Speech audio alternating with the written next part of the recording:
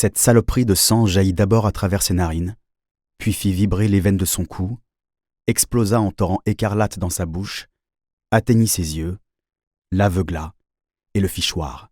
Choir, choir, choir, choir. Le coup de téléphone n'entra pas dans ces détails.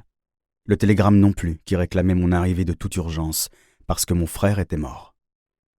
Laconique, la presse britannique nota simplement qu'un chanteur nègre, style Mur des Lamentations, quasiment oublié, c'est ainsi que la presse britannique décrivit mon frère, avait été retrouvé mort dans les toilettes au sous-sol d'un pub londonien. Personne ne me raconta comment il était mort. La presse américaine parla du décès d'un chanteur de gospel, plein de sensibilité, à l'âge absurde de 39 ans. Il perdait ses cheveux, cette jungle sénégalaise de tignasse. Je le savais. Jimmy n'était pas avec lui. Jimmy l'attendait à Paris pour le ramener ici. Julia avait préparé leur chambre, chez elle, à Yonkers. Moi, je restais auprès du téléphone. Je contemplais cette merveille de la technique humaine, le téléphone. Le téléphone au chevet de mon lit était noir, comme moi, je crois avoir pensé. Dieu sait pourquoi j'ai pensé ça, à supposer que je l'ai fait. Le téléphone de la salle de bain était gris. Le téléphone de la cuisine était bleu. Bleu ciel. Le soleil brillait ce matin-là, comme je n'ai jamais vu le soleil briller. On l'avait retrouvé gisant dans une mare de sang. Pourquoi dit-on une mare? Une tempête, une violence, un prodige de sang, son sang, le sang de mon frère. Le sang de mon frère, le sang de mon frère, mon sang. Le sang de mon frère, mon sang. Le sang d'Arthur, imbibant la sciure d'une pissotière dégueulasse dans le sous-sol crasseux d'un pub londonien crasseux. Oh, non, non, Arthur. Je crois que j'ai ri. Je crois que je n'ai pas pu pleurer. Mon frère. La maison était vide. Ruth faisait des courses. Tony et Odessa étaient à l'école, un jeudi matin. Mon frère. Sais-tu, ami, comment un frère aime son frère? Sais-tu l'extraordinaire, le péremptoire face à face avec la vérité que recèle ce simple mot? Simple mot. Oui, non.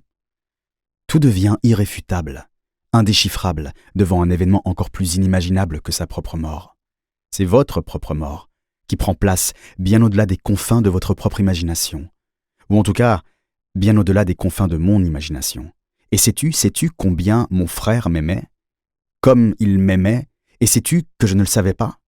N'osais pas le savoir? Le sais-tu, toi? Non. Non, non. Je regardais, et je regardais, et je regardais le téléphone. Je regardais le téléphone, et je regardais le téléphone. Le téléphone demeura silencieux. C'était le téléphone noir. Je titubais jusqu'au téléphone gris, dans la salle de bain.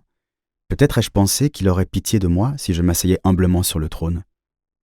Rien ne sortit de moi, pas même de la pisse, et le téléphone ne sonna pas. J'allais vers le téléphone bleu ciel dans la cuisine, et je le contemplais et le recontemplais. Il me contempla aussi par-dessus son arc-en-ciel bleu, et il ne sonna pas. Il ne sonna pas. Il ne sonna pas. Il ne sonna pas. Comment peux-tu me faire ça? Comment peux-tu me dire ce que tu viens de me dire et maintenant rester planté comme ça, par-dessus ce putain de bon Dieu d'arc-en-ciel et te taire? Oh, si tu étais un homme comme moi. Oh, oh. Oh, Arthur, parle. Parle, parle. Je sais, je n'ai pas toujours été gentil avec toi. Je gueulais quand je n'aurais pas dû gueuler. J'étais absent quand j'aurais dû être présent. Je sais. Et parfois tu m'emmerdais à plein tube. Et j'en avais ras-le-bol de tes histoires. Et je connaissais toutes tes petites ficelles à la con, vieux. Et comment tu roulais les gens. Mais ce n'est pas vrai, en fait. Tu ne roulais pas vraiment les gens. Tu chantais. Et s'il existait une escroquerie quelque part, ce sont les gens qui te roulaient, mon frère, parce qu'ils ne savaient pas qu'ils étaient la chanson, et le prix de la chanson, et la gloire de la chanson. Tu chantais. Oh mon Dieu, mon Dieu, mon Dieu, mon Dieu, mon Dieu. Ah mon Dieu, mon Dieu, mon Dieu, oh, non, non, non, non, non, non, mon Dieu, mon Dieu, mon Dieu, abandonnez-moi, si vous voulez, et je m'en tape, mais rendez-moi mon frère, mon Dieu. Mon Dieu, mon Dieu, mon Dieu, mon Dieu. Je ne pleurais pas. Rien ne sortit de moi, pas même de l'eau. Je restais con et nu comme un verre sous la douche. Je m'épongeais et me rasais, très très lentement, très très soigneusement. Je rasais quelqu'un d'autre. J'examinais mes yeux, c'étaient les yeux de quelqu'un d'autre. Je me peignais. Le téléphone ne sonna pas. Bientôt, il me faudrait soulever l'appareil, faire un numéro et prendre l'avion. Le London Bridge s'écroule. My Fair Lady. Ruth me retrouva nue, allongée sur le dos, sur le sol de la salle de bain, le rasoir à la main.